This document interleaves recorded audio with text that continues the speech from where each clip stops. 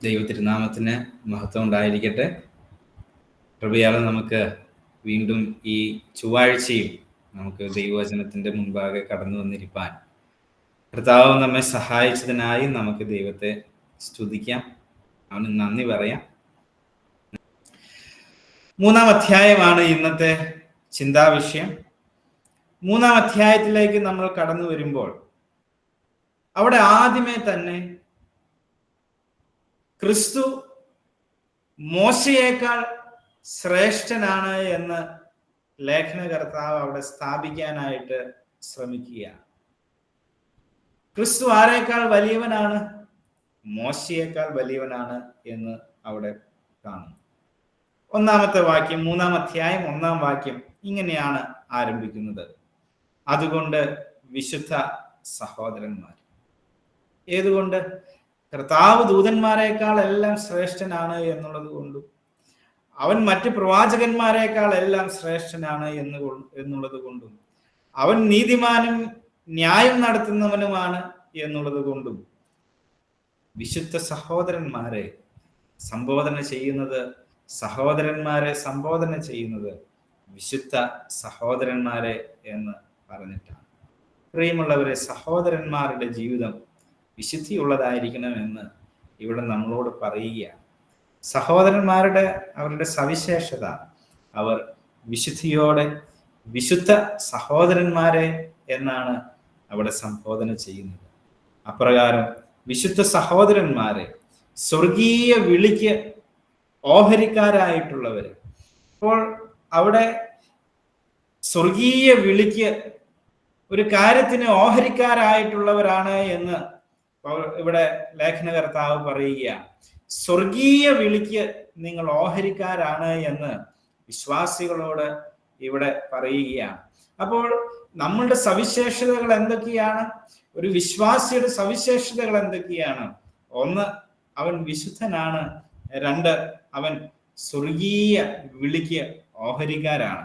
ഇപ്രകാരം സ്വർഗീയ വിളിക്ക് ഓഹരിക്കാരായ വിശുദ്ധരായിട്ടുള്ള സഹോദരന്മാരോട് ലേഖനകർത്താവ് പറയുന്നത് ഇങ്ങനെയാണ്: നാം സ്വീകരിച്ച് പറയുന്ന അപ്പോസ്തലനും മഹാപുരോഹിതനുമായ യേശുവിനെ ശ്രദ്ധയോടെ നോക്കും.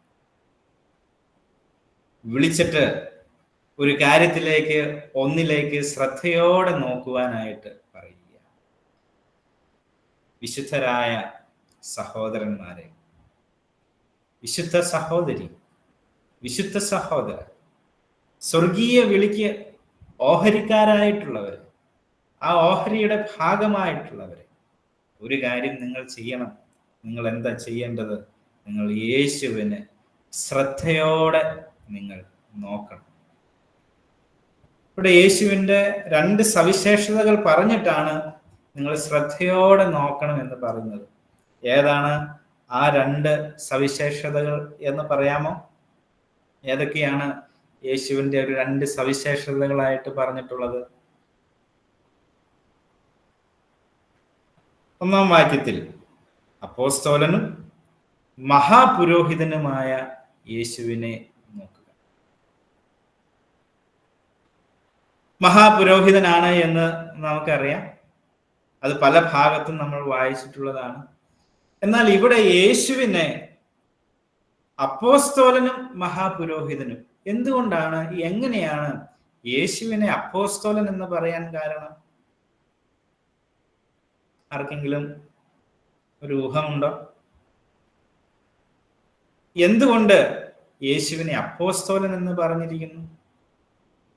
അപ്പോസ്തലൻ എന്ന വാക്കിന്റെ അർത്ഥം അയക്കപ്പെട്ടവൻ എന്നാണ്. അപ്പോസ്തലൻ എന്ന വാക്കിന്റെ അർത്ഥം. അപ്പോസ്തലൻ എന്ന് യേശുവിനെ ഇവിടെ അപ്പോസ്തലൻ എന്ന് പറയുവാൻ കാരണം അവൻ അയക്കപ്പെട്ടവനാണ്. ഒരു ദൂതുമായിട്ട് ദൈവത്താൽ, പിതാവിനാൽ അയക്കപ്പെട്ടവനാണ് യേശു ക്രിസ്തു. അതുകൊണ്ടാണ് ഇവിടെ യേശു ക്രിസ്തുവിനെ അപ്പോസ്തലൻ എന്ന് പറയാനായിട്ട് കാരണം. എന്തുകൊണ്ടാണ് അവനെ പുരോഹിതൻ എന്ന് പറഞ്ഞിട്ടുള്ളത്, മഹാപുരോഹിതൻ എന്ന് പറഞ്ഞിട്ടുള്ളത്? പുരോഹിതൻ ജനങ്ങൾക്ക് വേണ്ടി ദൈവത്തിന്റെ പ്രതിനിധിയായിട്ട് നിൽക്കുന്നവനാണ്. അപ്രകാരം തന്നെ ക്രിസ്തുവും ദൈവത്തിനും മനുഷ്യർക്കും ഇടയിൽ മധ്യസ്ഥനായി ദൈവത്തെ പ്രതിനിധീകരിച്ച്, നമ്മളെ പ്രതിനിധീകരിച്ച് ദൈവം മുൻപാകെ അവൻ നിൽക്കും. അതുകൊണ്ട് ക്രിസ്തുവിനെ ഇവിടെ അപ്പോസ്തലനും മഹാപുരോഹിതനുമായ ക്രിസ്തു എന്നാണ്, യേശുവിനെ ശ്രദ്ധിച്ചു നോക്കുവിൻ എന്നാണ് ഇവിടെ പറഞ്ഞിട്ടുള്ളത്. ശ്രദ്ധിച്ചു നോക്കുക. ആരെ ശ്രദ്ധിച്ചു നോക്കണം? യേശുവിനെ ശ്രദ്ധിച്ചു നോക്കണം. എന്താണ് അവന്റെ സവിശേഷത? അവന്റെ സവിശേഷത അവൻ മഹാപുരോഹിതനാണ്. മാത്രമല്ല, അവൻ അപ്പോസ്തലനാണ്, ദൈവത്താൽ അയക്കപ്പെട്ടവനാണ്. ദൈവസന്നിധിയിൽ നമ്മളെ റെപ്രസെന്റ് ചെയ്യുന്നവനാണ് യേശു. അതുകൊണ്ട് അവനെ നമ്മൾ ശ്രദ്ധയോടെ നോക്കണം. ഇത് വിജാതീയരായിട്ടുള്ളവരോടല്ല പറയുന്നത്, അവിശ്വാസികളോടല്ല പറയുന്നത്, വിശുദ്ധ സഹോദരന്മാരോടാണ് ഇത് പറയുന്നത്. മാത്രമല്ല, സ്വർഗീയ വിളിക്ക് ഓഹരിക്കാരായിട്ടുള്ളവരോടാണ് ഇത് പറയുന്നത്. നമ്മളുടെ നോട്ടം, നമ്മൾ ശ്രദ്ധയോടെ നമ്മളുടെ നോട്ടം ക്രിസ്തുവിൽ നിലനിർത്തുക. അതിൻ്റെ അർത്ഥം നമ്മളുടെ നോട്ടം സ്വർഗീയ വിളിക്ക് നമ്മൾ ഓഹരിക്കാരാണ്, നമ്മൾ വിശുദ്ധന്മാരാണ്. പക്ഷേ നമ്മളുടെ നോട്ടത്തിൽ, ആ ശ്രദ്ധയിൽ നമുക്ക് മാറിപ്പോകാനുള്ള സാധ്യത ഇവിടെ ഉണ്ട് എന്നുള്ളത് കൊണ്ട് ആ മാറിപ്പോകാതെ, ശ്രദ്ധ മാറിപ്പോകാതെ മഹാപുരോഹിതനായ അപ്പോസ്തലനായ യേശുവിൽ നമ്മളുടെ ശ്രദ്ധയെ കേന്ദ്രീകരിക്കണം എന്നുള്ളത് ഇവിടെ പറയുകയാണ്. നമ്മൾ ഭൂമിയിലേക്ക് നോക്കിയിട്ടുണ്ടെങ്കിൽ ശ്രദ്ധിക്കപ്പെടാനുള്ള ധാരാളം ഘടകങ്ങൾ നമുക്ക് ഭൂമിയിൽ കാണുവാനായിട്ട് സാധിക്കും. മാത്രമല്ല, നമ്മളുടെ ആരാധനകളിലും യേശുവിൽ നിന്നുള്ള ശ്രദ്ധയെ മാറ്റുന്ന പലതിനെയും നമുക്ക് കാണുവാനായിട്ട് കഴിയും.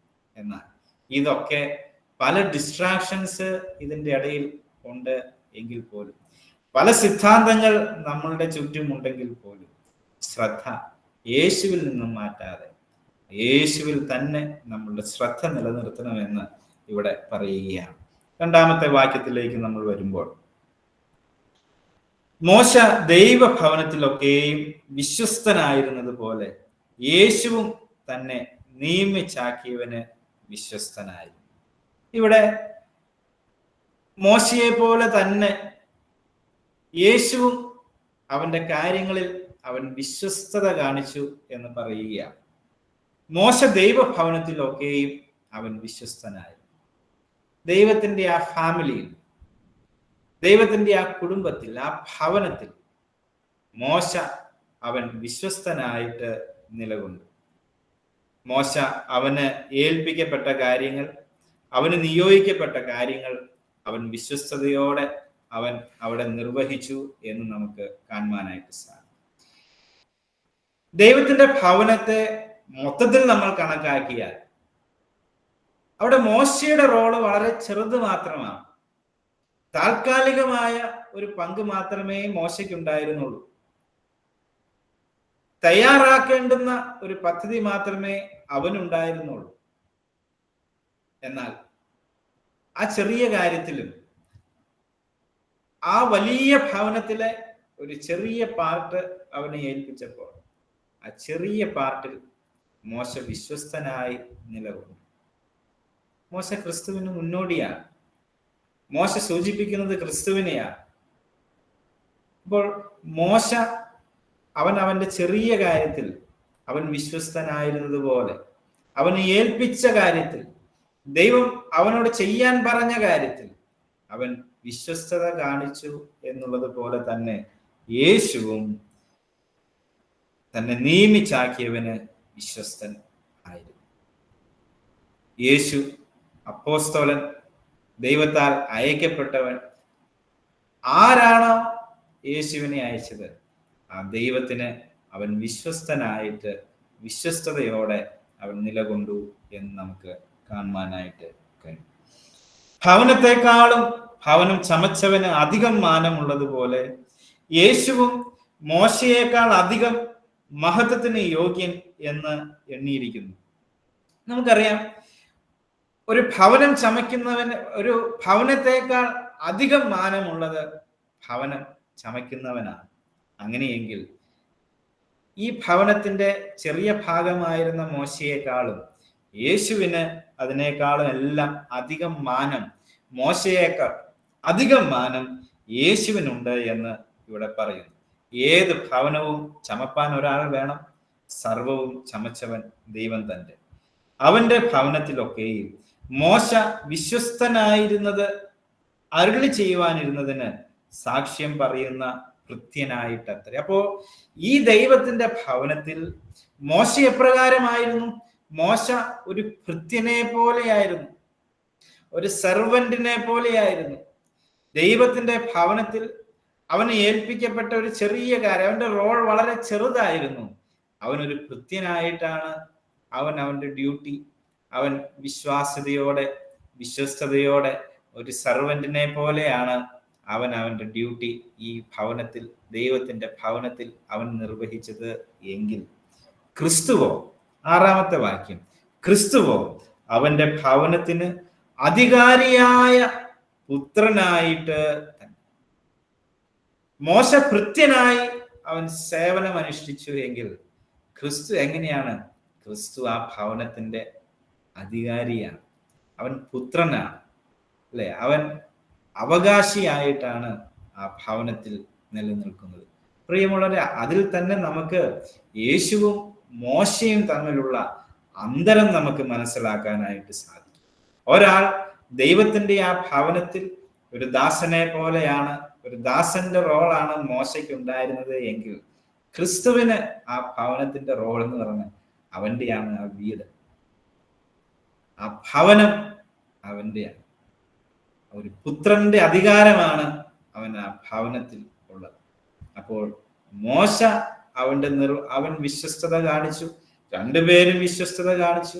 മോശയും യേശുവും അവരെ അയച്ചവരോട് അവൻ വിശ്വസ്തത കാണിച്ചു. പക്ഷെ രണ്ടുപേരുടെയും റോളിലുള്ള ആ ഒരു ഡിഫറൻസ് നമ്മൾ മനസ്സിലാക്കണം. മോശ അവനൊരു ഭൃത്യനെ പോലെയാണ് അവന്റെ റോൾ നിർവഹിച്ചത് എങ്കിൽ യേശു അവന്റെ റോൾ എന്ന് പറയുന്നത് അവൻ അവിടുത്തെ പുത്രനാണ്, അവൻ അവിടുത്തെ അധികാരിയാണ്. അപ്രകാരമാണ് യേശു അതിൽ അവന്റെ റോള്, അവന്റെ ആ ഭവനത്തിൽ, ദൈവത്തിന്റെ ഭവനത്തിലുള്ള ആ റോള് അപ്രകാരമാണ്. അതുകൊണ്ട് നമുക്ക് ഇവിടെ ഇതിൽ നിന്നും നമുക്ക് കൃത്യതയോടെ നമുക്ക് മനസ്സിലാക്കാം ആരേക്കാൾ ശ്രേഷ്ഠനാണ് ക്രിസ്തു, മോശയേക്കാൾ യേശു എത്രത്തോളം ശ്രേഷ്ഠനാണ് എന്ന് നമുക്ക് മനസ്സിലാക്കാം. കർത്താവാണ് ഭവനം ചമച്ചത്, യേശു ആണ് ആ ഭവനത്തിന്റെ നിർമ്മാതാവ്. അതിൻ്റെ ഒരു ഭാഗം മാത്രമാണ് മോശയെ കുറിച്ച് ഇവിടെ പറയുന്നത്. അടുത്ത വാക്യം ഇങ്ങനെയാണ്: പ്രത്യാശയുടെ ധൈര്യവും പ്രശംസയും നാം അവസാനത്തോളം മുറുകെ പിടിച്ചു കൊണ്ടാൽ നാം തന്നെ അവന്റെ ഭവനം. അപ്പോൾ ഇവിടെ നമുക്കും ആ ഭവനത്തിന്റെ ഒരു ഭാഗമായിരിക്കാനുള്ള ഒരു റോൾ നമുക്കും ദൈവം വെച്ചിട്ടുണ്ട്. ദൈവത്തിന്റെ ഭവനത്തിന്റെ അംഗമാകുവാൻ, അംഗമായി ജീവിപ്പാൻ നമുക്കും അതിൻ്റെ ഒരു ഭാഗമാണ്. നമ്മൾ ആ ഭവനത്തിന്റെ ഒരു ഭാഗമായിട്ട് നമ്മളും മാറും. എങ്ങനെയാണ് നമ്മൾ അപ്രകാരമായി മാറുന്നത്?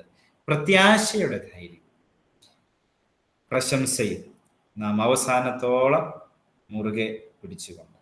അപ്പോൾ രണ്ട് കാര്യങ്ങളാണ് ഇവിടെ പറയുന്നത്. ഒന്ന് ധൈര്യം, ബോൾഡ്നെസ്, അല്ലെ? ദൈവസന്നിധിയിലേക്ക് ചെല്ലാനുള്ള, ധൈര്യത്തോടെ ചെല്ലാനുള്ള വാതിൽ, അത് നമുക്ക് വേണ്ടി തുറക്കപ്പെട്ടിട്ടുള്ള വാതിലാണ്. ആ വാതിലിലൂടെ നാം അകത്തേക്ക് പ്രവേശിക്കണം.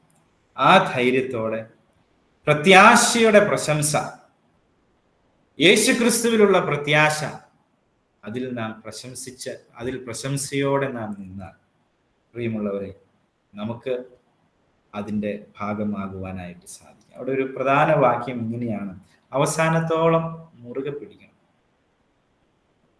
ഈ രണ്ട് കാര്യങ്ങൾ അവസാനത്തോളം മുറുകെ പിടിച്ചുകൊണ്ടെന്നാൽ ആ പ്രത്യാശയുടെ ധൈര്യത്തോടെ നാം പ്രവേശിച്ചതായ ആ കാര്യത്തിൽ നാം മുറുകെ പിടിച്ചാൽ നാമും ആ ഭവനത്തിന്റെ ഭാഗമായി തീരും.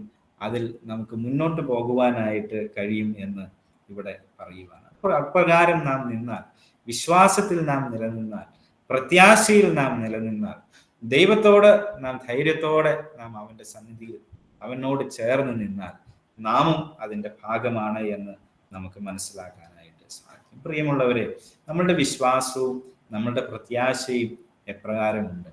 നാം ആ ഭവനത്തിൻ്റെ അംഗമാണ്. എങ്ങനെയാണ് ദൈവത്തിന്റെ ഭവനത്തിന്റെ അംഗമാകുന്നത്? നാം വിശ്വാസത്തോടെ അവനെ സമീപിക്കുമ്പോഴാണ് നാം ആ രക്ഷയിലേക്ക് വരുന്നത്, നാം അവന്റെ ഭവനത്തിന്റെ അംഗമായി തീരുന്നത്. അത് നാം മുറുകെ പിടിച്ചുകൊണ്ടെന്നാൽ നമുക്ക് ആ ഭവനത്തിൽ നമുക്ക് തുടരുവാനായിട്ട് നമുക്ക് സാധിക്കും. പ്രിയമുള്ളവർ, നമ്മുടെ വിശ്വാസത്തെ നിലനിർത്തിക്കൊണ്ട് പോകേണ്ടതിൻ്റെ ആവശ്യകത ഇവിടെ നമ്മളോട് പറയുകയാണ്. അപ്പോൾ ഇപ്രകാരം ഒരു ഭവനത്തിന്റെ സാദൃശ്യത്തിൽ, ഒരു ഭവനത്തിന്റെ ഓരോ അംഗങ്ങൾ എന്നുള്ള നിലയിൽ മോശയേക്കാൾ ശ്രേഷ്ഠനാണ്, ദൈവമാണ് ആ ഭവനം ചമച്ചവൻ, നാം ഒക്കെയും അതിന്റെ ഭാഗമാണ് എന്ന് പറഞ്ഞതുകൊണ്ട് നമ്മൾ വിളിച്ച സ്വർഗീയ ഓഹരിക്കൊത്തവണ്ണം നമ്മൾ അവനെ ശ്രദ്ധയോടെ നോക്കുവാൻ, നമ്മളുടെ നോട്ടം തെറ്റാതെ അവനെ ശ്രദ്ധയോടെ നമ്മൾ നോക്കിക്കൊണ്ടു പോകുവാൻ ഇവിടെ ഇതിൽ നിന്നും നമുക്ക് മനസ്സിലാക്കുവാനായിട്ട് സാധിക്കും. വീണ്ടും അതിൻ്റെ 7 മുതൽ 11 വരെയുള്ള വാക്യങ്ങളിലേക്ക് നാം പോകുമ്പോൾ,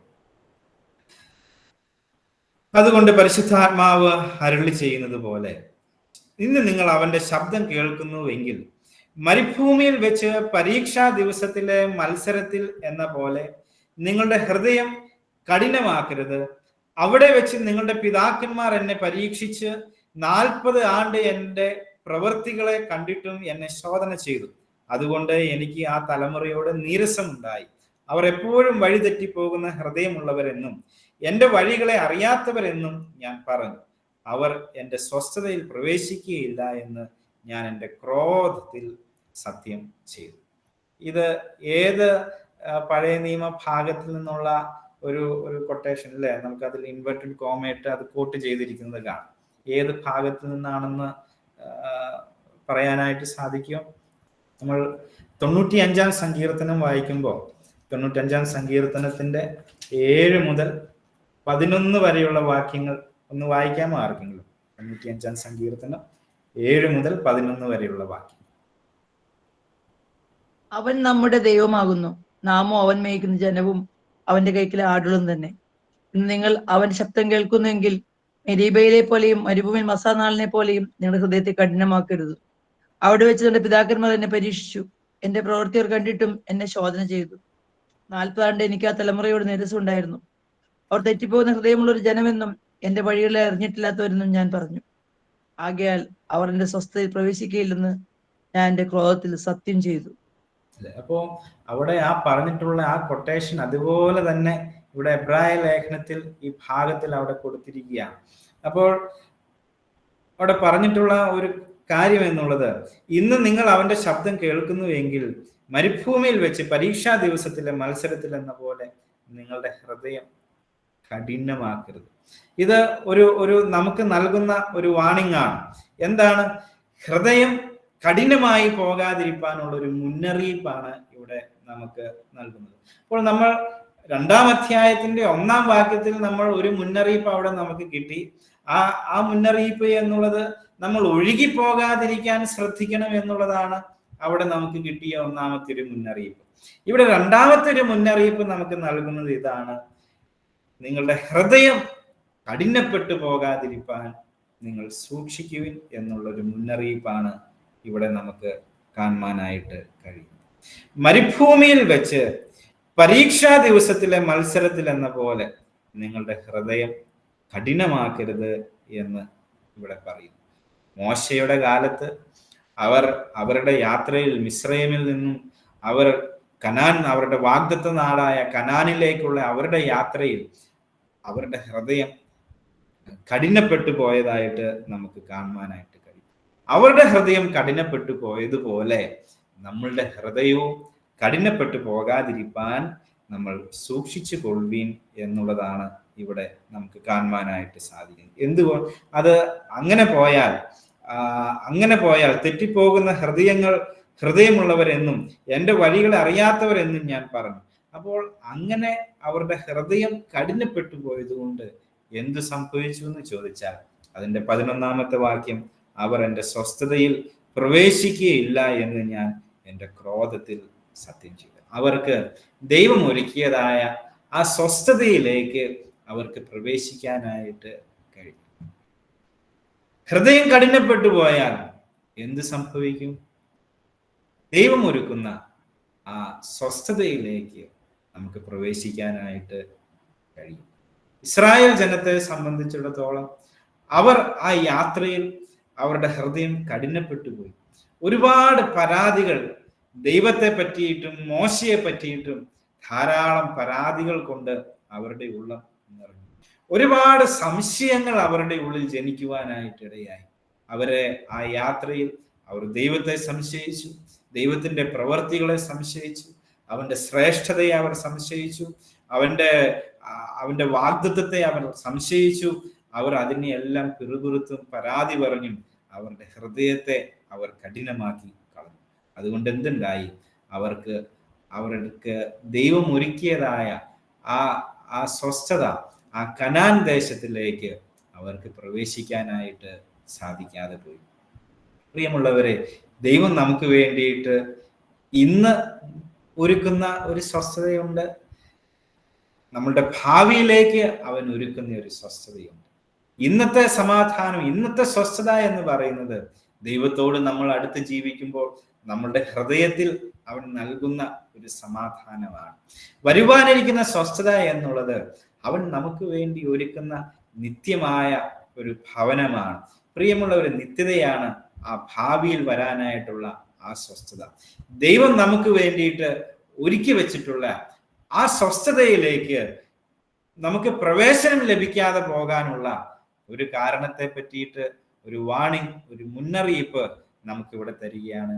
നിങ്ങളുടെ ഹൃദയം കഠിനപ്പെട്ട് പോകരുത്. പ്രിയമുള്ളവരെ, നമ്മൾ പുറപ്പാട് പുസ്തകത്തിലേക്കും അതുപോലെ സംഖ്യാപുസ്തകമൊക്കെ വായിക്കുമ്പോൾ ഇസ്രായേൽ ജനത്തിന്റെ ഹൃദയം ഇതുപോലെ കഠിനപ്പെട്ടു പോയ ഒരുപാട് ഉദാഹരണങ്ങൾ നമുക്ക് കാണുവാനായിട്ട് സാധിക്കും. അതിൻ്റെ ധാരാളം ഉദാഹരണങ്ങളുണ്ട്. എങ്കിലും നമുക്ക് രണ്ടു മൂന്നെണ്ണം ഒന്ന് വായിച്ച് നമുക്ക് മുന്നോട്ട് പോകാം. പുറപ്പാട് പുസ്തകം 14-ാം അധ്യായം അതിൻ്റെ 10 മുതൽ 12 വരെയുള്ള വാക്യങ്ങളൊന്ന് വായിക്കാമോ?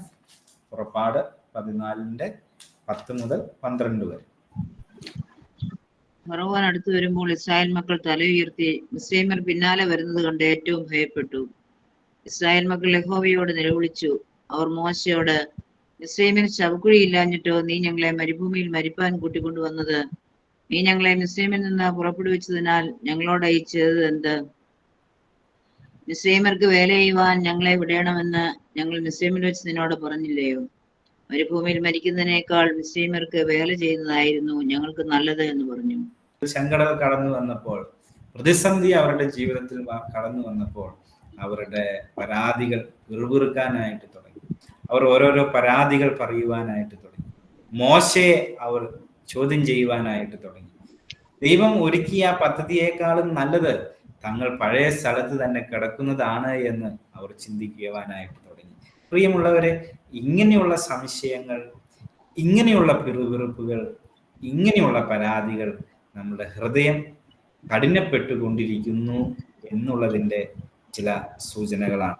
വീണ്ടും നമുക്ക് പുറപ്പാട് പുസ്തകം 15-ാം അധ്യായം അതിൻ്റെ 22 മുതൽ 24 വരെയുള്ള വാക്യങ്ങളൊന്ന് വായിക്കാം. അനന്തരം മോശെ ഇസ്രായേലിനെ ചെങ്കടലിൽ നിന്ന് പ്രയാണം ചെയ്യിച്ചു. അവർ ശൂർ മരുഭൂമിയിൽ ചെന്നു. 3 ദിവസം മരുഭൂമിയിൽ വെള്ളം കിട്ടാതെ സഞ്ചരിച്ചു. മാറയിൽ എത്തിയാറെ മാറയിലെ വെള്ളം കുടിപ്പാൻ അവർ കഴിഞ്ഞില്ല. അത് കയ്പുള്ളതായിരുന്നു. അതുകൊണ്ട് അതിനെ മാറ എന്ന് പേരിട്ടു. അപ്പോൾ ജനം, ഞങ്ങൾ എന്ത് കുടിക്കും എന്ന് പറഞ്ഞു. മോശയുടെ നേരെ പിറുപിറുത്തു. കുടിക്കുവാൻ വെള്ളം കിട്ടാതെ വന്നപ്പോൾ അവർക്ക് ലഭിക്കേണ്ട ആ ഒരു സൗകര്യം, അവർക്ക് ദാഹിച്ചപ്പോൾ, അവർക്ക് ക്ഷീണം വന്നപ്പോൾ, അവർക്ക് കുടിക്കുവാനായിട്ട് വെള്ളം കിട്ടാതെ വന്നപ്പോൾ അവർ മോശയ്ക്കെതിരായിട്ട് അവർ പിറുപിറുത്തതായിട്ട് നമുക്ക് കാണുവാനായിട്ട്. വീണ്ടും നമ്മൾക്ക് പുറപ്പാട് പുസ്തകം 16-ാം അധ്യായം 1 മുതൽ 3 വരെയുള്ള വാക്യം.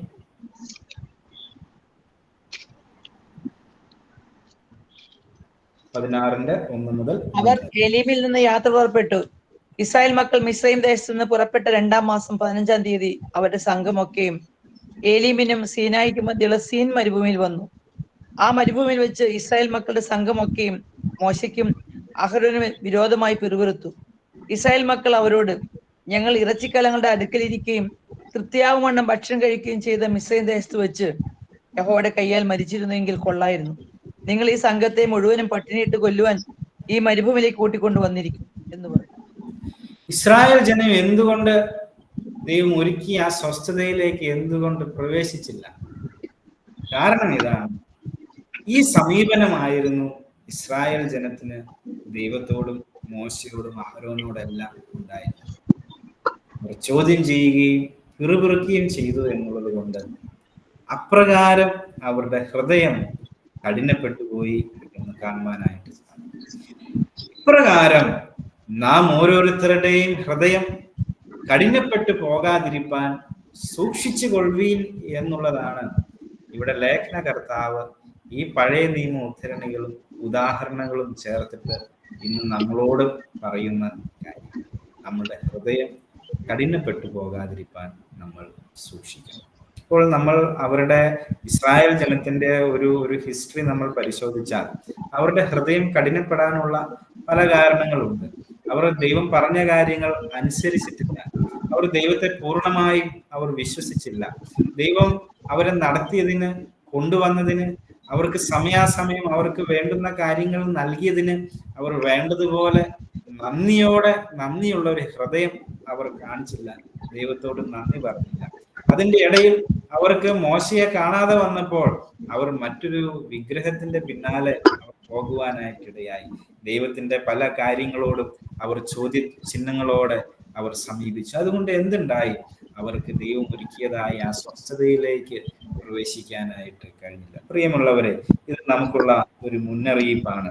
നമ്മളുടെ ഹൃദയം കഠിനപ്പെട്ടു പോകാതിരിപ്പാൻ സംശയങ്ങളാലും പരാതികളാലും പിറുപിറുപ്പുകളാലും നമ്മുടെ ഹൃദയം കഠിനപ്പെട്ടു പോകാതിരിപ്പാൻ നാം ഓരോരുത്തരും സൂക്ഷിക്കണം എന്നുള്ളത് ഇവിടെ നമ്മളോട് പറയുകയാണ്. മറ്റൊരു മുന്നറിയിപ്പാണ് നമ്മൾ തുടർന്ന് വായിക്കുമ്പോൾ അതിന്റെ 3-ാം അധ്യായത്തിന്റെ 12 മുതലുള്ള വാക്യങ്ങൾ നമ്മൾ വായിക്കുമ്പോൾ അടുത്ത മുന്നറിയിപ്പിലേക്കാണ് നമ്മളെ അത് നയിക്കുന്നത്. 12-ാമത്തെ വാക്യം ഇങ്ങനെയാണ്: സഹോദരന്മാരെ, ജീവനുള്ള ദൈവത്തെ ത്യജിച്ചു കളയാതിരിക്കേണ്ടതിന് അവിശ്വാസമുള്ള ദുഷ്ടഹൃദയം നിങ്ങളിൽ ആർക്കും ഉണ്ടാകാതിരിക്കാൻ. അപ്പോൾ ആദ്യം നമ്മൾ കണ്ടു, നമ്മളുടെ ഹൃദയം കഠിനമായി പോകാതിരിക്കാനായിട്ട് നമ്മൾ സൂക്ഷിക്കണമെന്ന് പറഞ്ഞു.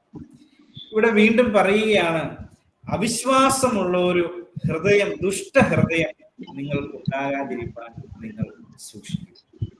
അവിശ്വാസമുള്ള ഹൃദയത്തെ വിശേഷിപ്പിച്ചിരിക്കുന്നത് അതൊരു ദുഷ്ടഹൃദയം എന്നാണ്. അവിശ്വാസമുള്ള ഹൃദയം സമം ഈവിളാണ്. വിശ്വാസമില്ലാത്ത ഹൃദയം എന്ന് പറയുന്നത് അതൊരു ഈവിളാണ്, അതൊരു ദുഷ്ടഹൃദയമാണ്. അത് നമ്മൾ ദൈവത്തെ സംശയിക്കുന്നത് മാത്രമല്ല, നമ്മൾ ദൈവത്തിന്റെ ആ സന്മാർഗത്തിൽ നിന്നും നമ്മൾ മാറുന്നതിനെയാണ് ഇവിടെ നമ്മൾ ദുഷ്ടഹൃദയം, അവിശ്വാസമുള്ള ദുഷ്ടഹൃദയം എന്ന് പറഞ്ഞിരിക്കുന്നത്. പ്രിയമുള്ളവരെ, അവിശ്വാസം അപകടകരമാണ്. ദൈവത്തെ വിശ്വസിക്കാതിരിക്കുന്നത് അപകടം നിറഞ്ഞ ഒന്നാണ്. അത് എപ്പോഴും നമ്മെ ദൈവത്തിൽ നിന്ന് അകറ്റിക്കളയും, ദൈവത്തെ ത്യജിച്ച് കളയുവാനായിട്ട് അത് ഇടയാക്കും. അതുകൊണ്ട് ജീവനുള്ള ദൈവത്തെ ത്യജിച്ച് കളയാതിരിക്കാൻ അവിശ്വാസമുള്ള ദുഷ്ടഹൃദയം നിങ്ങളിൽ ആർക്കും ഉണ്ടാകാതിരിക്കാൻ നമ്മൾ നോക്കിക്കൊള്ളുക. 13-ാമത്തെ വാക്യം: നിങ്ങൾ ആരും പാപത്തിന്റെ ചതിയാൽ കഠിനപ്പെടാതിരിക്കേണ്ടതിന് ഇന്ന് എന്ന് പറയുന്നിടത്തോളം നാൾ തോറും അന്യോന്യം പ്രബോധിപ്പിച്ചു കൊടുക്കും. അപ്പോൾ ആരും പാപത്തിന്റെ ചതിയിൽ ആരും പെട്ടുപോകരുത്. പകരം എന്ത് ചെയ്യണം? നമ്മൾ അന്യോന്യം പ്രബോധിപ്പിച്ചു കൊള്ളണം. അന്യോന്യം ആത്മീക വർധനയ്ക്ക് വേണ്ടിയിട്ട് നമ്മൾ പരിശ്രമിക്കണം. പരസ്പരം നമ്മൾ പ്രോത്സാഹനങ്ങൾ നൽകണം. ആത്മീയമായി നിലനിൽക്കുവാൻ, ആത്മീയമായി ചിന്തിപ്പാൻ, ആത്മീയമായിട്ട് പ്രവർത്തിപ്പാൻ, ആത്മീയതയിൽ പിന്നോക്കം പോകാതിരിക്കാൻ നമ്മൾ ഓരോരുത്തരും പരസ്പരം പ്രബോധിപ്പിച്ചു കൊള്ളണം എന്നുള്ളതാണ് ഇവിടെ പറയുന്നത്. ഇതൊരു കൂട്ടുത്തരവാദിത്വമാണ്. നാം ഓരോരുത്തരും നമ്മുടെ സഹോദരി സഹോദരങ്ങളെ അവർക്ക് വിശ്വാസത്തിൽ നിലനിന്ന് പോകുവാൻ നാം ഓരോരുത്തരും പ്രേരിപ്പിക്കണം അല്ലെ. നമ്മളുടെ ആരും പാപത്തിന്റെ ചതിയിൽ കഠിനപ്പെട്ടു പോകാതിരിക്കേണ്ടതിന് ഇന്ന് എന്ന് പറയുന്നിടത്തോളം നാൾ തോറും അല്ലെ, ഓരോ ദിവസവും നാൾ തോറും നമ്മൾ എന്ത് ചെയ്യണം? അന്യോന്യം നമ്മൾ പ്രബോധിപ്പിക്കണം. ഇതൊക്കെയാണ് നമ്മൾ ദൈവവചനം സ്ഥിരമായിട്ട് കേൾക്കുന്നതിൻ്റെയും ദൈവവചനം പഠിക്കുന്നതിൻ്റെയും ഒക്കെ പ്രസക്തി ഇവിടെയാണ്. നമ്മുടെ ഹൃദയം കഠിനപ്പെട്ടു പോകാതിരിക്കാനായിട്ട് അത് നമ്മളെ സഹായിക്കും. ആ പ്രബോധനം കേൾക്കുമ്പോൾ നമ്മുടെ വഴിയിൽ നമുക്ക് നിലനിന്ന് പോകുവാനായിട്ട് അത് നമ്മളെ സഹായിക്കും. പാപത്തിന്റെ ചതിയിൽ നമ്മൾ പെട്ടുപോകാതിരിക്കാനായിട്ട് അത് നമ്മളെ സഹായിക്കും. നിലനിന്ന് പോകണമോ? നമ്മൾ എന്ത് ചെയ്യണം? നമ്മൾ അന്യോന്യം ബോധിപ്പിക്കാൻ ഉത്സാഹം നമ്മൾ കാണിക്കുക. പ്രിയമുള്ളവരെ, പാപം അതിന്റെ വിഷത്തോടുകൂടെ നമുക്ക് ചുറ്റും നിൽക്കുമ്പോൾ, ആപൈകമായ സാഹചര്യങ്ങൾ നമുക്ക് ചുറ്റും നിൽക്കുമ്പോൾ, പാപത്തോട് അനുരൂപപ്പെടാനുള്ള സാധ്യതകൾ നമ്മളുടെ ചുറ്റും നിറഞ്ഞു നിൽക്കുമ്പോൾ പെടാതെ ജീവിക്കാൻ പ്രിയമുള്ളവരെ പരസ്പരം നമ്മൾ പ്രോത്സാഹിപ്പിക്കുകയും പരസ്പരം കൈത്താങ്ങലുകൾ കൊടുക്കുകയും ചെയ്താലേ നമുക്ക് നിലനിൽക്കാനായിട്ട് സാധിക്കുകയുള്ളൂ. അതുകൊണ്ട് അവിടെ അടുത്ത് പറയുകയാണ്, ആദ്യ വിശ്വാസം അവസാനത്തോളം മുറുകെ പിടിച്ചുകൊണ്ടാൽ നാം ക്രിസ്തുവിൽ പങ്കാളികളായി തീർന്നിരിക്കുന്നു. ആദ്യ വിശ്വാസം അവസാനത്തോളം നമ്മൾ മുറുകെ പിടിക്കും. ആ ഒരു ഫെയ്ത്ത്ഫുൾനെസ്, ആ ഒരു വിശ്വസ്തത അത് അവസാനം വരെ മുറുകെ പിടിക്കാൻ, അവിടെയാണ് അതിന്റെ വിജയം. അവസാനത്തോളം നമ്മൾ മുറുകെ പിടിക്കണം. വിശ്വാസം അവസാനത്തോളം നമ്മൾ മുറുകെ പിടിക്കണം. പ്രിയമുള്ളവർ, ഇത് നമ്മെ ഏൽപ്പിച്ചിട്ടുള്ള ഒരു ഉത്തരവാദിത്വമാണ്. വിശ്വാസത്തിലേക്ക് വരുന്നത് മാത്രമല്ല, ആ വിശ്വാസം അവസാനത്തോളം മുറുകെ പിടിക്കുവാൻ അതിന് ദൈവത്തിന്റെ ഒരു കൃപയും അവന്റെ അനുഗ്രഹവും ഉണ്ടെങ്കിൽ, സഹായവും ഉണ്ടെങ്കിൽ മാത്രമേ നമുക്കതിന് സാധിക്കുകയുള്ളൂ. പ്രിയമുള്ളവരെ, നമ്മളുടെ ജീവിതത്തിന് ഇതുപോലെ ദൈവവചനം കേൾക്കുവാൻ അവസാനത്തോളം മുറുകെ പിടിക്കുവാൻ നമ്മളുടെ ഓരോ ദിവസങ്ങളും മാസങ്ങളും ആണ്ടുകളും നമ്മൾ കഴിയും തോറും നമ്മളുടെ ജീവിതത്തിന്റെ അവസാനത്തോട് നമ്മൾ അവസാനത്തോളം അത് മുറുകെ പിടിച്ചു പോകുവാൻ കർത്താവിന്റെ സഹായം നമുക്ക് അവനോട് ചോദിക്കാം. അവസാനത്തോളം പിടിച്ചുകൊണ്ടാൽ, മുറുകെ പിടിച്ചാൽ അവനോടൊപ്പം അല്ലെങ്കിൽ അവൻ ക്രിസ്തുവിൽ പങ്കാളികളായി തീർന്നിരിക്കുന്നു. 15-ാമത്തെ വാക്യം അത് റിപ്പീറ്റേഷൻ ആണ്. ഇന്ന് നിങ്ങൾ അവന്റെ ശബ്ദം കേൾക്കുന്നുവെങ്കിൽ മത്സരത്തിൽ എന്ന പോലെ നിങ്ങളുടെ ഹൃദയത്തെ കഠിനമാക്കരുത്. ഇന്ന് അവന്റെ ശബ്ദമാണ് നമ്മൾ കേൾക്കുന്നത് എങ്കിൽ, അവന്റെ ശബ്ദം നമ്മളുടെ കർണങ്ങളിൽ മുഴങ്ങുന്നുവെങ്കിൽ, ഇനിയും നമ്മൾ ധിക്കരിച്ച് പിറുപിറുത്ത് പരാതികൾ പറഞ്ഞ് നമ്മളുടെ ഹൃദയത്തെ കഠിനപ്പെടുത്തിക്കൊണ്ട് പോകാതെ നമ്മൾ അതിനെ ദൈവസന്നിധിയോട് ചേർത്ത് താഴ്മയോടെ കടന്നു ചെന്ന് അതിനെ പരിഹരിച്ചു പോകുവാൻ നാം ശ്രദ്ധിക്കേണ്ടതാണ്. ഇസ്രായേൽ ജനം അവർ പലവട്ടം മാറി ദൈവത്തിന്റെ ശബ്ദം അവർ കേട്ടുവെങ്കിലും, ആ പ്രവചനങ്ങൾ അവർ കേട്ടുവെങ്കിലും അവർ മത്സരിച്ചു, അവർ ധിക്കരിച്ചു, അവരുടെ ഹൃദയം കഠിനപ്പെട്ടു പോയി എന്ന് നമുക്ക് കാണാനായിട്ട് കഴിയും. വീണ്ടും നമ്മൾ അതിന്റെ 16 മുതൽ 19 വരെയുള്ള വാക്യങ്ങൾ നമ്മൾ വായിക്കുമ്പോൾ, മിസ്രൈമിൽ നിന്ന് മോശ മുഖാന്തരം എന്ന് പറയുന്നതിൽ ആരാകുന്നു കേട്ടിട്ട് മത്സരിച്ചവർ? ആരാണ് ഇങ്ങനെ മത്സരിച്ചത്? മിസ്രൈമിൽ നിന്ന് മോശ മുഖാന്തരം പുറപ്പെടുന്നവർ എല്ലാവരും അല്ലോ. അപ്പോൾ മോശ മുഖാന്തരം വന്ന മിസ്രൈമിൽ നിന്ന് പുറപ്പെട്ട എല്ലാവരും അവർ ദൈവത്തോട് അവർ മത്സരിച്ചു. 40 ആണ്ട് ആരോട് കൃത്തിച്ചു? പാപം ചെയ്തവരോടല്ലയോ? അവരുടെ ശവങ്ങൾ മരുഭൂമിയിൽ വീണുപോയി. എന്റെ സ്വസ്ഥതയിൽ പ്രവേശിക്കുകയില്ല എന്ന് ആണയിട്ടത് അനുസരണം കെട്ടവരോടല്ലാതെ പിന്നെ ആരോടാകുന്നു? ഇങ്ങനെ അവിശ്വാസം നിമിത്തം അവർക്ക് പ്രവേശിപ്പാനായിട്ട് കഴിഞ്ഞില്ല എന്ന് നാം കാണുന്നു. അപ്പോൾ അവിശ്വാസമുള്ളൊരു ഹൃദയം അവിടെയും ഒരു വാണിംഗ്, മുന്നറിയിപ്പ് നമുക്ക് നൽകിയാണ്. അതിനും ഒരു പ്രശ്നമുണ്ട്. നമുക്ക് ആ സ്വസ്ഥതയിലേക്ക് പ്രവേശിപ്പാൻ, ആ വാഗ്ദത്തത്തിലേക്ക് പ്രവേശിപ്പാനായിട്ട് നമുക്ക് സാധിക്കാതെ പോകും. പ്രിയമുള്ളവരെ, ഈ പഠനം ചില ചോദ്യങ്ങൾ നമ്മളുടെ മുൻപിൽ നിരത്തുകയാണ്. എവിടെയാണ് നമ്മൾ നമ്മളുടെ ശ്രദ്ധ കേന്ദ്രീകരിച്ചിട്ടുള്ളത്? എങ്ങോട്ടാണ് നമ്മൾ നോക്കുന്നത്? യേശുവിങ്കിൽ നിന്നും നമ്മളുടെ ശ്രദ്ധ മാറിപ്പോകുന്നുണ്ടോ? പല സിദ്ധാന്തങ്ങളും പല തിയറികളും പല ആരാധനകളും നമുക്ക് ചുറ്റുമുണ്ട്. എന്നാൽ നമ്മളുടെ ആരാധന, നമ്മളുടെ ശ്രദ്ധ അത് ക്രിസ്തുവിൽ തന്നെയായിരിക്കാൻ നമുക്ക് പരിശ്രമിക്കാം. നമ്മുടെ ശ്രദ്ധയെ മാറ്റിക്കളയുന്ന ധാരാളം ഘടകങ്ങൾ. രണ്ടാമത്, ദൈവത്തിലുള്ള വിശ്വാസം എത്രത്തോളം നമുക്കുണ്ട്, അവന്റെ വഴികളെ നമുക്ക് എത്രത്തോളം മനസ്സിലാക്കാനായിട്ട് സാധിക്കും. ദൈവത്തിൽ വിശ്വസിക്കുന്നതിൻ്റെ, അവൻ അയച്ച പുത്രനിൽ വിശ്വസിക്കുന്നതിൻ്റെ പ്രാധാന്യം ഇത് നമുക്ക് വിളിച്ചോതുകയാണ്. 3, അവന്റെ കുടുംബത്തിന്റെ ഭാഗമാണോ നമ്മൾ? ആ കുടുംബത്തിൽ അംഗമായിട്ടുള്ള മറ്റുള്ളവരെ നമ്മൾ ആ വിശ്വാസത്തിൽ നിലനിന്ന് പോകാൻ അവരെ നമുക്ക് പ്രോത്സാഹിപ്പിക്കാനായിട്ട് കഴിയുന്നുണ്ട്. എപ്രകാരമാണ് നമ്മളുടെ ഹൃദയം കഠിനപ്പെട്ടിരിക്കുകയാണ്? ആ വിശ്വാസത്തിലും ധൈര്യത്തിലും നമുക്ക് നിലനിന്ന് പോകുവാനായിട്ട് കഴിയുന്നു. പ്രിയമുള്ളവരെ, ദൈവം വാഗ്ദത്തം ചെയ്തിട്ടുള്ള ആ ഒരു വിശ്രമം, റെസ്റ്റ്, ആ സ്വസ്ഥതയുടെ സ്ഥലം, സ്വസ്ഥതയുണ്ടോ നമുക്ക്? ആ സ്വസ്ഥതയിലേക്കാണോ നമ്മൾ യാത്ര ചെയ്യുന്നത്? കേൾക്കുവാൻ, പരിഗണിപ്പാൻ, ശ്രദ്ധിക്കുവാൻ, അനുസരിക്കുവാൻ ദൈവത്തിന്റെ വചനം നമ്മളോട് ഓർമ്മപ്പെടുത്തുകയാണ്. ഇസ്രായേൽ ജനത്തിന് പറ്റിയ അബദ്ധം നമുക്ക് പറ്റും. ആ യാത്രയിൽ അവരുടെ ഹൃദയം കഠിനപ്പെട്ടു. അവിശ്വാസമുള്ളൊരു ഹൃദയമായി തീരുന്നു അവരുടെ ഹൃദയം. നമ്മളുടെ ഹൃദയം ആകാതിരിപ്പാൻ നാം സൂക്ഷിക്കേണ്ടതുണ്ട്. ഈ 3-ാം അധ്യായം നമ്മൾ നോക്കുമ്പോൾ ഒരു 3 ഹൃദയത്തെ നമുക്ക് പരിചയപ്പെടാനായിട്ട് കഴിയും. നമുക്കറിയാം, പലതരത്തിലുള്ള രോഗങ്ങളുണ്ട്, അല്ലെ? ഹൃദ്രോഗങ്ങൾ, അല്ലെ? ഹൃദയ സംബന്ധമായ രോഗങ്ങൾ. അപ്പോൾ ആത്മീയ തലത്തിൽ ഹൃദയ സംബന്ധമായ 3 രോഗങ്ങളെ നമുക്കിവിടെ കാണുവാനായിട്ട് കഴിയും. ഏതൊക്കെയാണ് ആ ഹൃദയത്തിന്റെ 3 രോഗാവസ്ഥ? നമ്മൾ പറഞ്ഞതാണ്. 1, കഠിനപ്പെട്ടു പോകുന്ന ഹൃദയം, കഠിനമായ ഹൃദയം. ഹൃദയം കഠിനമാകാതിരിക്കാൻ നമ്മൾ സൂക്ഷിക്കണം.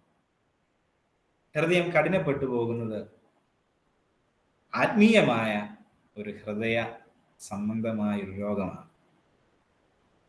ദൈവത്തിന്റെ വാക്കുകളെ, അവന്റെ വചനത്തെ, അവൻ പറയുന്ന കാര്യങ്ങളെ നമ്മൾ റെസിസ്റ്റ് ചെയ്യുന്നുണ്ട് എങ്കിൽ, ആ കേൾക്കുന്ന വചനത്തിന് വിധേയപ്പെടാതെ നമ്മൾ അതിനോട് മറുതലിക്കുന്നുണ്ട് എങ്കിൽ, ഒരു കറക്ഷൻ, തിരുത്തലുകൾ നമ്മളോട് ആവശ്യപ്പെടുമ്പോൾ തിരുത്തുവാൻ നമ്മൾ മനസ്സ് കാണിക്കുന്നില്ല എങ്കിൽ ഹൃദയം കഠിനപ്പെട്ടു പോകാൻ സാധ്യതയുണ്ട്. അനുസരണക്കേട്, അഹങ്കാരം, പാപം, നമ്മിൽ തന്നെയുള്ള ആശ്രയത്വം ഹൃദയം കഠിനപ്പെട്ടു പോകാൻ സാധ്യതകളുണ്ട്. ഇസ്രായേലിന് അത് സംഭവിച്ചു. ഇസ്രായേൽ ജനത്തിന് അങ്ങനെ പറ്റി. ഹൃദയം കഠിനപ്പെട്ടു പോയാൽ ദൈവവചനത്തിന് അതിനോടുള്ള നമ്മളുടെ സെൻസിറ്റിവിറ്റി കുറയും. പരിശുദ്ധാത്മാവിന്റെ ആലോചനകളോടുള്ള നമ്മളുടെ സെൻസിറ്റിവിറ്റി കുറയും. കുറച്ച് കഴിയുമ്പോൾ അതങ്ങ് മരവിച്ചു പോകും. എന്ത് കേട്ടാലും, എത്രത്തോളം കേട്ടാലും ഹൃദയം കഠിനപ്പെട്ടിരുന്നാൽ അതൊന്നും നമ്മുടെ ഹൃദയത്തെ ചലിപ്പിക്കില്ല, ഒരു മാറ്റവും ഉണ്ടാകില്ല. അതുകൊണ്ട് ദൈവം നമ്മളോട്, ദൈവിക വചനം നമ്മളോട് പറയുന്ന കാര്യങ്ങളെ എതിർത്ത് നിൽക്കാതെ വിനയപ്പെടുത്തുവാൻ നമുക്ക് സാധിക്കും. 1-ാമത്തെ രോഗാവസ്ഥ, ഹൃദയ സംബന്ധമായ രോഗാവസ്ഥ അതാണ്. 2-ാമത്തത് നമ്മൾ അതിന്റെ 3-ന്റെ 10-ാം വാക്യത്തിൽ, അതുകൊണ്ട് എനിക്ക് ആ തലമുറയോട് നീരസമുണ്ടായി, അവർ എപ്പോഴും തെറ്റിപ്പോകുന്ന ഹൃദയമുള്ളവർ, സ്ട്രേയിങ് ഹാർട്ട്. ആദ്യം നമ്മൾ പറഞ്ഞത് ഹാർഡൻഡ് ഹാർട്ട്, കഠിനപ്പെട്ടു പോയ ഹൃദയം. ഇവിടെ പറയുന്നത് സ്ട്രേയിങ് ഹാർട്ട്, തെറ്റിപ്പോകുന്ന ഹൃദയം. ശ്രദ്ധ നിലനിൽക്കുന്നില്ല, ഇൻകൺസിസ്റ്റന്റ് ആണ്, ശ്രദ്ധ മാറി മാറി മാറിപ്പോകും. ദൈവത്തിൽ നിന്ന് നമ്മുടെ ശ്രദ്ധയെ മാറ്റുന്ന ഒരുപാട് കാര്യങ്ങൾ നടക്കുമ്പോൾ ദൈവത്തിൽ നിന്നുള്ള ശ്രദ്ധ മാറിപ്പോകും. സംശയങ്ങൾ വരും, പ്രലോഭനങ്ങൾ വരും. ഈ ശ്രദ്ധ, ദൈവത്തിലുള്ള നമ്മുടെ ശ്രദ്ധയെ അത് മാറ്റിക്കും. ദൈവിക സത്യത്തിൽ നമ്മൾ അതിന് വലിയ കാര്യം കൊടുക്കാതെ, ശ്രദ്ധിക്കാതെ, ആത്മീയ കാര്യത്തിൽ നമ്മൾ ഒരു സ്റ്റെബിലിറ്റി നമ്മൾ കാണിക്കാതെ പോകും. ഇതന്നെയാണ് തെറ്റിപ്പോകുന്ന ഹൃദയം. വേഗം വേഗം നമ്മുടെ ഹൃദയം മാറിപ്പോകും, ശ്രദ്ധ വേഗം വേഗം മാറിപ്പോകും. അപ്പോൾ ദൈവത്തെ പറ്റിയിട്ടുള്ള കൃത്യമായ അറിവും ബോധ്യവും ഇല്ലാതിരിക്കുമ്പോഴാണ് ഇങ്ങനെ സംഭവിക്കുന്നത്. ദൈവം എന്താണെന്നും അവന്റെ വചനം എന്താണെന്നും അവന്റെ വാഗ്ദത്തങ്ങൾ എന്താണെന്നും നമ്മൾ ഹൃദയത്തിൽ കൃത്യമായ ബോധ്യമില്ല എങ്കിൽ മാറി മാറി മാറി പോകും. അതുകൊണ്ട് അങ്ങനെ മാറി മാറി പോകാതെ ദൈവത്തിന് വിധേയപ്പെട്ട് അവന്റെ വഴിയിൽ നിലനിൽപ്പാൻ നമുക്ക് നമ്മളോട് തന്നെ ചോദിക്കാം, നാം അവന്റെ വഴിയിലാണോ നാം ഇന്ന് നിൽക്കുന്നത്? അവന്റെ സത്യത്തിലാണോ നാം നിലനിൽക്കുന്നത്? തെറ്റിപ്പോകുന്ന ഒരു ഹൃദയമാണോ എനിക്കുള്ളത്? അനുസരിക്കുന്ന ഒരു ഹൃദയത്തിലേക്ക്, നിലനിൽക്കുന്ന ഒരു ഹൃദയത്തിലേക്കാണ് നമുക്ക് വരേണ്ടത്. മൂന്നാമത്തെ ഹൃദയം നമ്മൾ പറഞ്ഞതാണ് അവിശ്വാസമുള്ള ഹൃദയം, അൺബിലീവിംഗ് ഹാർട്ട്. ദൈവത്തെ വിശ്വസിക്കില്ല, ബോധപൂർവം ദൈവത്തിൽ വിശ്വസിക്കാതെ മാറി നിൽക്കും. ഒരു വീഴ്ചയാണത്, ദൈവത്തോടുള്ള ഒരു റിബല്യനാണത്, അവനോട് യുദ്ധം ചെയ്യുകയാണ്. വിശ്വസിക്കാതെ ദൈവത്തെ അപവാദങ്ങളാൽ നമ്മൾ ദൈവത്തിനെതിരെ, നേരെ എതിരെ. നാം ദൈവത്തിൽ വിശ്വസിക്കുന്നുണ്ട്, വിശ്വസിക്കാൻ നമുക്ക് സാധിക്കുന്നുണ്ട്. ജീവിതത്തിൽ പരിശോധനകളും പരീക്ഷകളും കടന്നു വരുമ്പോൾ അവൻ നല്ലവനാണ് എന്ന് ഹൃദയം കൊണ്ട് വിശ്വസിക്കാൻ കഴിയുന്നുണ്ട്. പ്രിയമുള്ളവരെ, നമ്മളുടെ ജീവിതത്തിൽ പലവിധമായ രോഗങ്ങളും പ്രയാസങ്ങളും പരിശോധനകളും എല്ലാം ജീവിതത്തിൽ കൊടുങ്കാറ്റ് പോലെ വരുമ്പോൾ, പ്രിയമുള്ളവരെ, പലപ്പോഴും നമ്മുടെ ഹൃദയം അത് മാറിപ്പോകുവാനായിട്ട് സാധ്യതയുണ്ട്, കഠിനപ്പെട്ടു പോകാൻ സാധ്യതയുണ്ട്, തെറ്റിപ്പോകാൻ സാധ്യതയുണ്ട്, അവിശ്വാസമുള്ളൊരു ഹൃദയമായി തീരാൻ സാധ്യതയുണ്ട്. നമ്മൾ പലപ്പോഴും സൗജന്യ മെഡിക്കൽ ക്യാമ്പുകൾ പലതും നമ്മൾ കേൾക്കാറുണ്ട്, നമ്മൾ അതിന് പോകാറുണ്ട്. മെഡിക്കൽ ക്യാമ്പ് നമ്മൾ നടത്തും. ഇന്ന് നമ്മുടെ ഹൃദയത്തിന്റെ ഒരു പരിശോധന നടത്തിയാൽ നമ്മുടെ ഹൃദയം ആരോഗ്യമുള്ളതാണ്. ആത്മീയമായി നമ്മുടെ ഹൃദയം ആരോഗ്യമുള്ളതാണ്. സൂക്ഷിക്കണം, ശ്രദ്ധിക്കണം. ലേഖനകർത്താവ് അതാണ് നമ്മളോട് പറയുന്നത്. ഹൃദയം കഠിനപ്പെട്ടു പോകാതിരിക്കുക, ഹൃദയം തെറ്റിപ്പോകാതിരിക്കുക, അവിശ്വാസമുള്ളൊരു ഹൃദയം നമ്മൾ കടന്നു വരാതിരിക്കുക നമ്മൾ സൂക്ഷിക്കണം. ദൈവത്തിന് വിധേയപ്പെട്ട് അവൻ്റെ വഴികളിൽ നടക്കുവാൻ കർത്താവ് നാം ഓരോരുത്തരെയും അവൻ നമ്മെ സഹായിക്കട്ടെ. അവൻ അവൻ്റെ സ്വസ്ഥതയിലേക്കാണ് നമ്മെ ക്ഷണിക്കുന്നത്. ആ നല്ല ബന്ധത്തിലേക്കാണ് അവൻ നമ്മെ ക്ഷണിക്കുന്നത്. ആ പുതുക്കത്തിലേക്കാണ് അവൻ ഇന്ന് നമ്മെ ക്ഷണിക്കുന്നത്. അതിലേക്ക് പ്രവേശിപ്പാൻ കർത്താവ് നമ്മളെ ഓരോരുത്തരെയും സഹായിക്കട്ടെ. ഇന്ന് നാം അവൻ്റെ വചനം കേൾക്കുന്നുവെങ്കിൽ ഹൃദയത്തെ കഠിനമാക്കാതെ ദൈവസന്നിധിയിൽ വിനയപ്പെട്ട് നമ്മളുടെ പാപങ്ങളെ ഏറ്റുപറഞ്ഞ്, നമ്മളുടെ അകൃത്യങ്ങളെ ഏറ്റുപറഞ്ഞ് ദൈവസന്നിധിയിൽ നമ്മൾ നിരപ്പായി മുന്നോട്ട് പോകുവാൻ കർത്താവ് നാം ഓരോരുത്തരെയും സഹായിക്കട്ടെ. കണ്ണുകളെ അടയ്ക്കാം, ഒരു നിമിഷം പ്രാർത്ഥിക്കാം. ഞങ്ങളുടെ കർത്താവ്, ലോകവും അതിൻ്റെ മോഹങ്ങളും എല്ലാം ഞങ്ങളുടെ ചുറ്റും നിൽക്കുമ്പോൾ ഞങ്ങളുടെ ഹൃദയത്തിന് ഒരാഘാതവും സംഭവിക്കാതെ കർത്താവ് ഞങ്ങൾക്ക് നിന്നിൽ നിലനിന്ന് പോകുവാൻ നീ ഞങ്ങളെ സഹായിക്കണം. നീ വിളിച്ചവരാണ് ഞങ്ങളല്ല, നിന്റെ സ്നേഹം അറിഞ്ഞവരാണ് ഞങ്ങളല്ല, നിന്നിലുള്ള വിശ്വാസത്തിലേക്ക് കടന്നു വന്നവരാണ് ഞങ്ങളല്ല. കർത്താവെ, ഞങ്ങളുടെ ഈ യാത്രയിൽ, മിസ്രൈമിൽ നിന്നും കനാൻ നാട്ടിലേക്കുള്ള ഞങ്ങളുടെ ഈ യാത്രയിൽ ഞങ്ങൾക്ക് ഒരുപാട് പിറുപിറുപ്പുകൾ വന്നു, ഒരുപാട് പരാതികൾ ഞങ്ങൾ പറഞ്ഞു, ഒരുപാട് ഞങ്ങൾ മത്സരിച്ചു, പാപങ്ങൾ ഞങ്ങൾ പലതും ചെയ്തു കൂട്ടി. എന്നാൽ കർത്താവെ, അവർക്ക് സ്വസ്ഥതയിലേക്ക് പ്രവേശിക്കാൻ കഴിഞ്ഞില്ല എന്ന് ഞങ്ങൾ മനസ്സിലാക്കുന്നു. നീ ഇന്ന് ഞങ്ങളോട് കരുണ കാണിക്കണം കർത്താവെ. ഞങ്ങളുടെ ഹൃദയത്തിന്റെ കാഠിന്യം നീ ക്ഷമിക്കണം. ദൈവമേ, ഞങ്ങളുടെ ഹൃദയം തെറ്റിപ്പോകുന്നത് നീ ഞങ്ങളോട് ക്ഷമിക്കണമേ. കർത്താവെ, ഞങ്ങൾക്ക് പലപ്പോഴും സംശയമാണ്. കർത്താവ്, നിന്നെ വിശ്വസിക്കാൻ ഞങ്ങളുടെ ഹൃദയം മറുത്തു നിൽക്കുന്നു. നീ ഞങ്ങളോട് ക്ഷമിക്കണമേ. കർത്താവ്, ഇന്ന് നിന്റെ രക്തം കൊണ്ട് ഞങ്ങളെ കഴുകി നീ ഞങ്ങളെ ശുദ്ധിയുള്ളവരാക്കി നിന്റെ വഴിയിൽ നിലനിന്ന് പോകുവാൻ ഞങ്ങൾക്ക് ആവശ്യമായ കൃപ നീ ഞങ്ങൾക്ക് നൽകണമേ എന്ന് ഞങ്ങൾ നിന്നോട് പ്രാർത്ഥിക്കുന്നു. കർത്താവ്, ഞങ്ങളുടെ സമൂഹത്തിൽ, ഞങ്ങളുടെ ജോലി സ്ഥലത്തിൽ, ദൈവമേ, ഞങ്ങളായിരിക്കുന്ന ചുറ്റുവട്ടങ്ങളിൽ ഹൃദയം കഠിനപ്പെടുത്തുന്ന ഒരുപാട് കാര്യങ്ങൾ ഞങ്ങൾക്ക് ചുറ്റുമുണ്ട്. എന്നാൽ കർത്താവ്, അതിൽ ഞങ്ങൾ ക്ഷീണിച്ചു പോകാതിരിക്കാൻ നീ ഞങ്ങളെ സഹായിക്കണം. അതിനായി ഞങ്ങളെ സമർപ്പിക്കുന്നു. അവിടുന്ന് കൃപയോടെ ഞങ്ങളുടെ പ്രാർത്ഥനകളെ കേട്ട് ഉത്തരമരുളി ഞങ്ങളെ സ്വീകരിക്കുമാറാകണമേ. ആമേൻ.